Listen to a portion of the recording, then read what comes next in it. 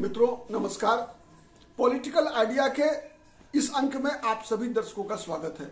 मैं प्रदीप झा हर प्रतिदिन किसी न किसी नए राजनीतिक मुद्दे पर आपसे बातचीत करता हूं। अभी हम बात करेंगे बिहार में मुस्लिम वोट बैंक और 2025 का बिहार विधानसभा चुनाव।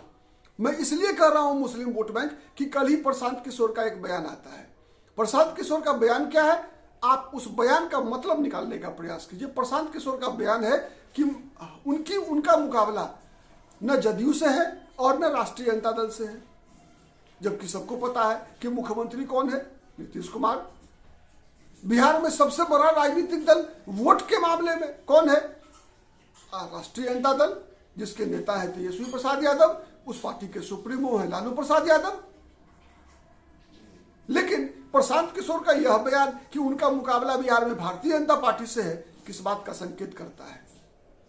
जिस बात का संकेत करता है उसी के तह में अगर हम जाएं तो आप देखिएगा, जब से 2 अक्टूबर को जनसुराज का निर्माण हुआ प्रशांत किशोर के द्वारा, उसी समय से या उससे पहले से भी प्रशांत किशोर कई बार इस बात को दोहरा रहे हैं, हर सभा में दोहराते हैं कि वो मुसलमानों को उनकी आबादी के अनुसार ही विधानसभा चुनाव में सीटें लड़ने को देंगे।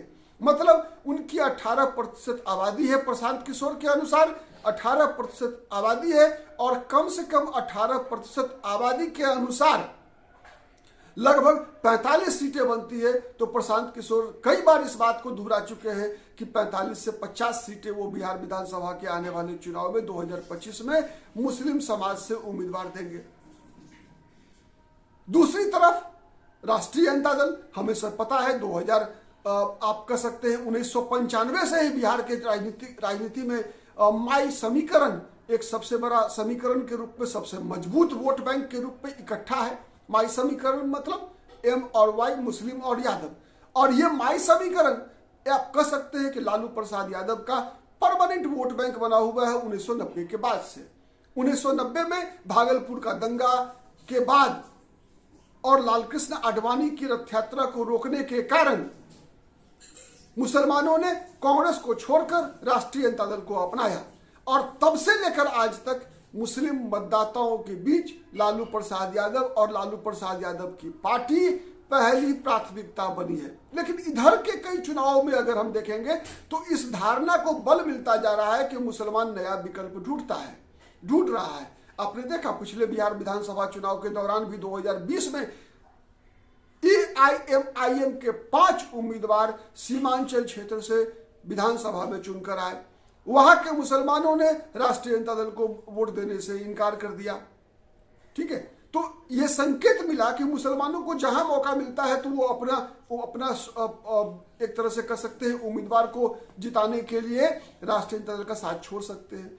कई ऐसे सीटें देखी गई जब मुसलमानों ने अभी पिछले वर्ष जो है रुपौली में जो बिहार विधानसभा का उपचुनाव हुआ, वहां भी हमने देखा कि वहां के मुसलमानों ने रुपौली विधानसभा सीट पर उपचुनाव में राजद के उम्मीदवार बीमा भारती को वोट न देकर उन लोगों ने निर्दलीय उम्मीदवार शंकर सिंह को वोट दिया।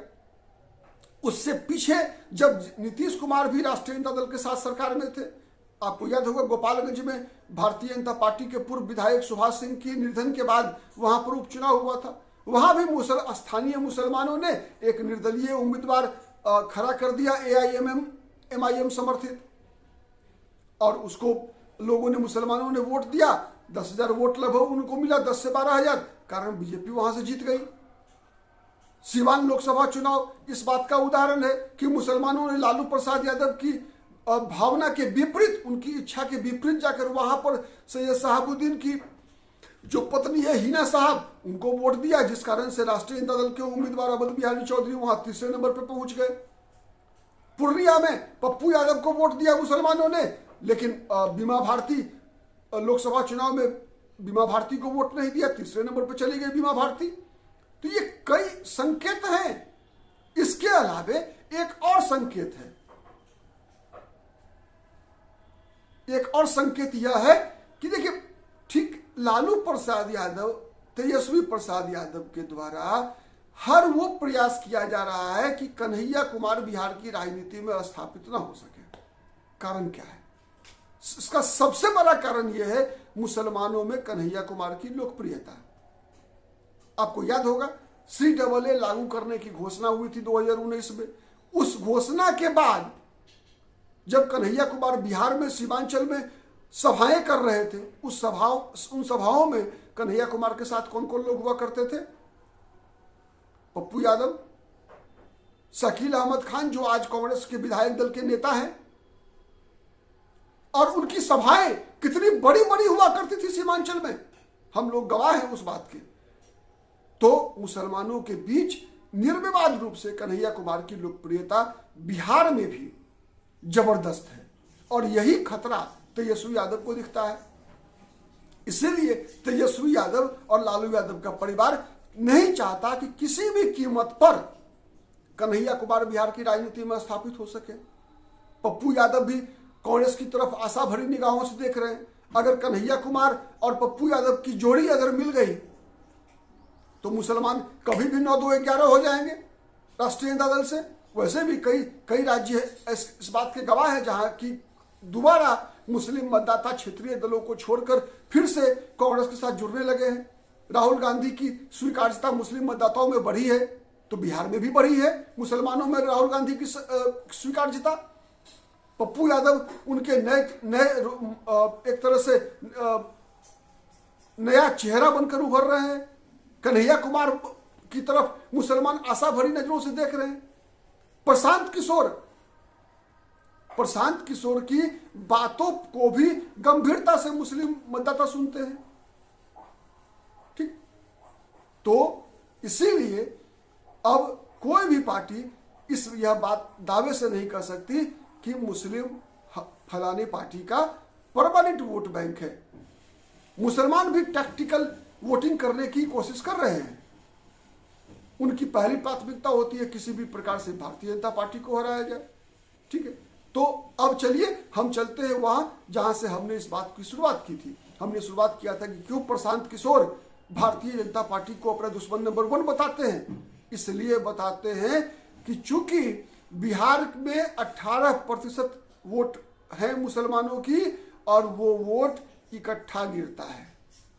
उस वोट में विभाजन सबसे कम होता है समाज का। और जो जितने भी वर्ग हैं, मैं विशेष रूप से बात कर रहा हूं हिंदू की विभिन्न जातियों की, तो इनका वोट अलग अलग जगहों पे बंटता है, लेकिन मुसलमानों में वोटों का विभाजन सबसे कम होता है। और यही कारण है कि मुसलमान वोटर भी प्रशांत किशोर के निशाने पर हैं, और इसीलिए प्रशांत किशोर का बयान इसी बात की ओर संकेत करता है। धन्यवाद, नमस्कार, बहुत बहुत धन्यवाद।